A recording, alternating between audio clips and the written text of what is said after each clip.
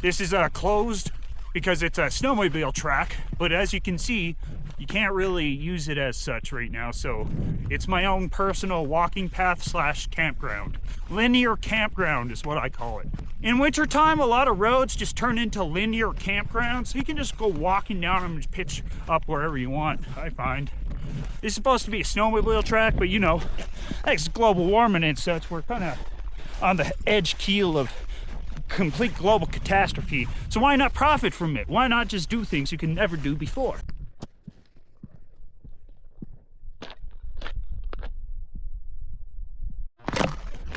But yeah, the ice is super hard and crunchy. It was pretty warm. It was like plus 10 yesterday in February in Canada. So yeah, it's been really nice this year. So I just been backpacking all year round pretty much. But I feel like making these kind of videos is a really good fit for me. Because for one, I'm really narcissistic. Two, I like being alone. Number three, I like talking to myself. So I'm doing all those three things already, so might as well videotape it. Pretty excited that I have a camera that I can actually record stuff on now. Because before, I shot like entire videos and I bring it home. And it's like the most unwatchable thing I've ever seen in my life. The road kind of ended. We're kind of more now on a trail. Well, Parksville Drive, it used to be a forestry road, but they closed it off to the public once it became like a provincial park kind of thing.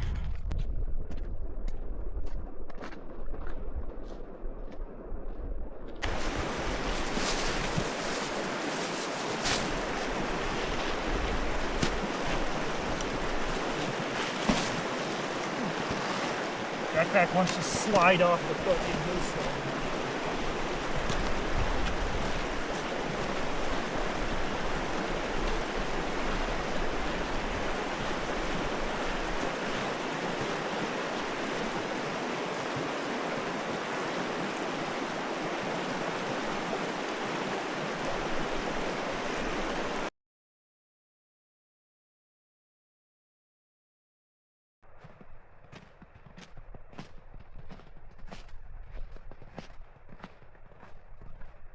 Well, we finally made it to camp. It took like almost 7 hours, I think. It was like 20 kilometers, like 15 miles. But it's super sick here. There's a big campground in the back. There's peaks everywhere. Wide open, right next to the river. Yas, queen. Yas. Yas, queen. Yas. Yeah, queen's that way.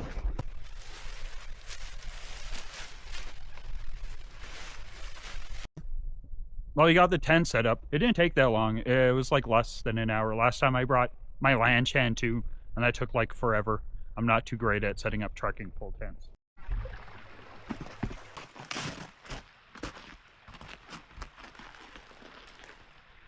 Okay, sun's going down, so I'm gonna make dinner. I'm just gonna make instant potatoes and throw a bunch of cheese and butter in it.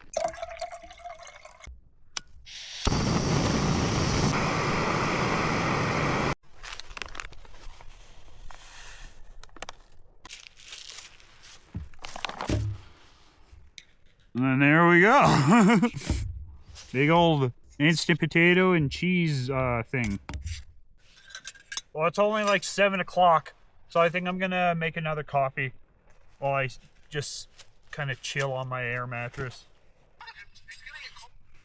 I'm not really sure how other people do winter camping, but this is kind of like what I try to do, you know? It's pretty chill. I don't know how people just like sit on the snow with like nothing under them. I got like a foam pad, an air mattress, Mylar blankets, and my tent. I got like 4 or 5 layers between me and the snow, so.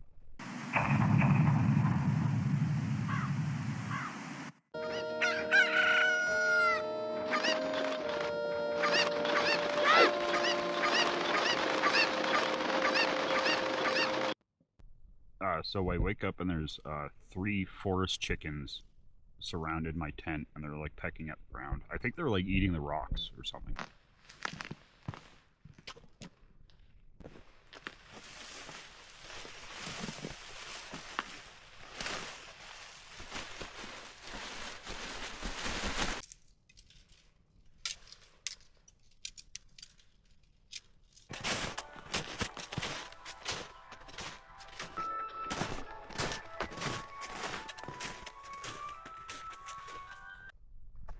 I think it's a wolf because it's not very big.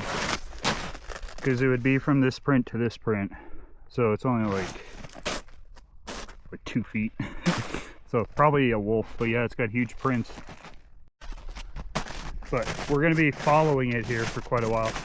But I am definitely not afraid of wolves at all, because all you do is climb one of the like hundreds of trees that are within 2 meters of you, and it can't get you. You also like way more than it, and I have this stick, so. Well, I mean, now there's kind of a pack of them, because this isn't just one dog. This is like several just following behind each other. You know, a wolf, I'm not scared of. Many wolves, though. The forestry road isn't that aggressive. It's just kind of like a steady uphill the whole day. But I actually tried this 3 separate times before, and every single time, for whatever reason or another, I had to abandon it. It was mainly because my footwear, and this was too full of snow.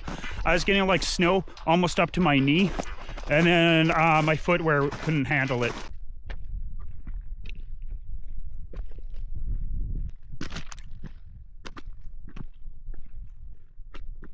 Pretty much the only animals you'll find higher up in the mountains in the winter are stuff like rabbits, martens, red squirrels. You almost never find like bigger animals that would like sink up to their chest.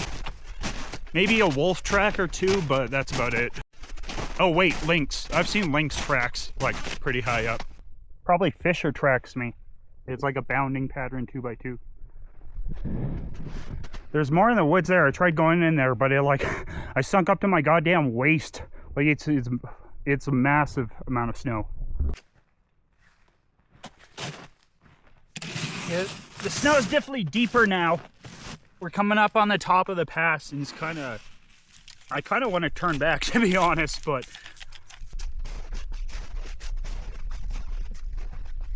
well, fortunately we're almost done. We got like 1 kilometer left, but I've been walking uphill all day, like 10 kilometers in like 1.5 meters of snow.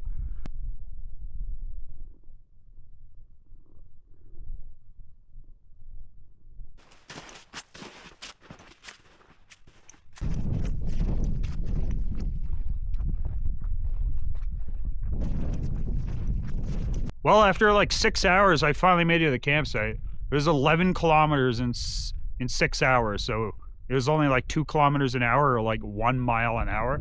But this is kind of why I wanted to come here. I've always wanted to camp in this thing, like in the winter, because no one's around here in the winter. This is a campground, so they wouldn't let you. And there's also a park warden cabin just down the road down here. He wouldn't want you to do it. So this is really, I think you could also use a like emergency shelter, because this is a snowmobile track. So if something were to happen to you, you could just hunker down in here. Let's check it out. I have been in here before. I use it for like extra storage, that kind of thing. But yeah, it's pretty simple.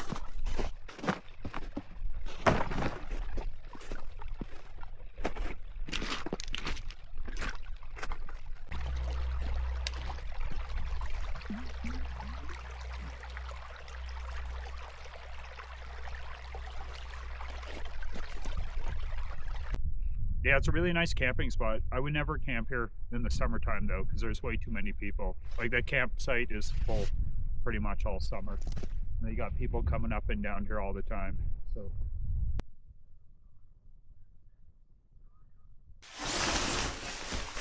well, here we go. This thing's super sick, man. It's full of like tarps and stuff, so I just laid the cleanest one I found out on the ground, because this thing's pretty dirty, but with the tarp on the ground, I got no worries. It's pretty nice.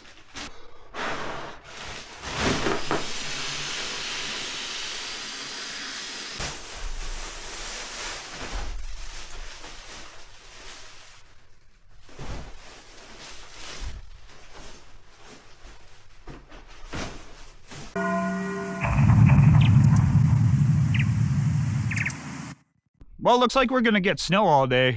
We already got a couple of inches, and I don't know how long it's been snowing for. But, you know, we got a pretty good shelter for it. If a blizzard were to come by, I don't even think I would notice that much. Well, here's what I slept in last night. is the, yeah, it looks like a homeless camp. Definitely a very homey feel, very homey.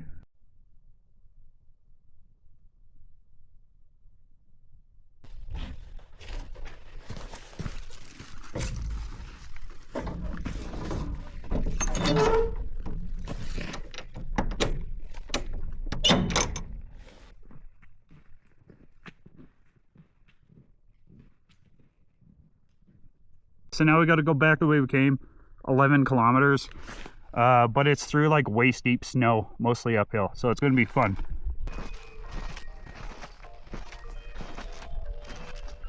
It isn't so much that I'm 2 days away from my car as it is I'm 30 kilometers away from my car. So if I wanted to walk 30K today, then I could be in my car. However, I think like 40K in a day is more of a thing people do in the summertime, or yeah, at least if they have like skis kind of thing. The snow looks really nice and shallow just over there, but until you realize those are the tops of trees and the tops of like willows, so it's probably like 3-4 feet deep, but it only looks like a couple inches. So I climbed about like the 200-300 meters to the top of the pass. Now we're in like a meadow, and then we gradually lose elevation all day. I think it's a lot easier coming back, because yesterday I was hiking like uphill for like 9 kilometers steady uphill all day in snow. But it's a lot steeper, but it's over and done with, and it's south facing, so it's a lot like crunchier snow. You didn't really sink in nearly as bad. Yeah, you can't even really see the mountains. They're behind like the cloud of snow.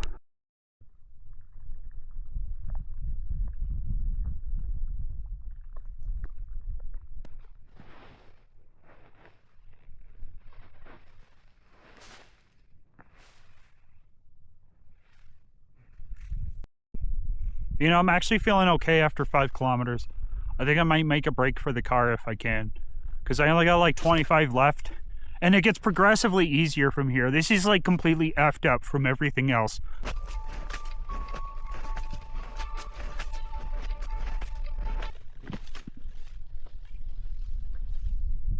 Well, here we go.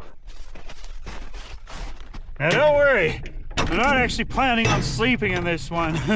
I'm just gonna have a little lunch break in here, and it's currently snowing still, so. Oh yeah, that's nice. It's a feed storage. It's sure to smell like it. Well, you know, we got the hard part over, going through the heavy snow and up the mountain pass. But really not much has changed since this morning. I'm still just drinking coffee, chilling out in a storage container, so I'll probably improve that maybe here in a little bit.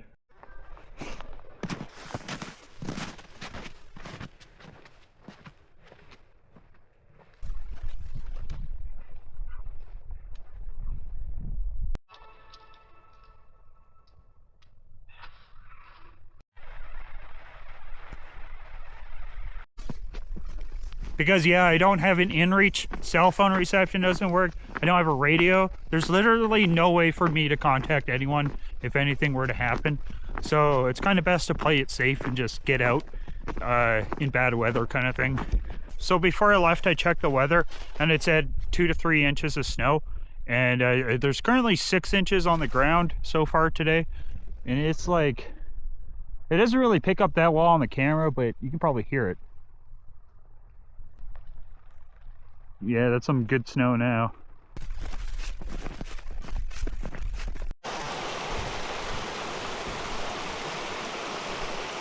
Well, we're kind of almost there. We got like 10 kilometers left.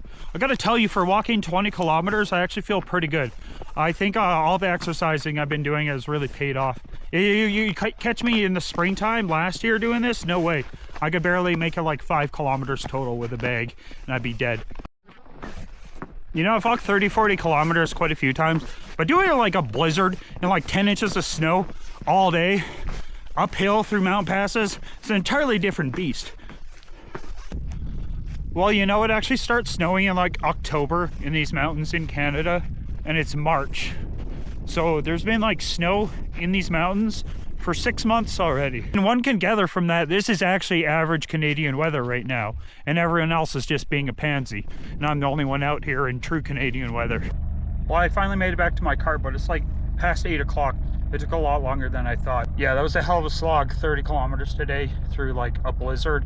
The worst part of it all was I was like going into the wind all day, so I had like little pellets of ice smacking me in the face all day long because the wind was blowing. But it was good either way. But yeah, that's it for now. Until next time.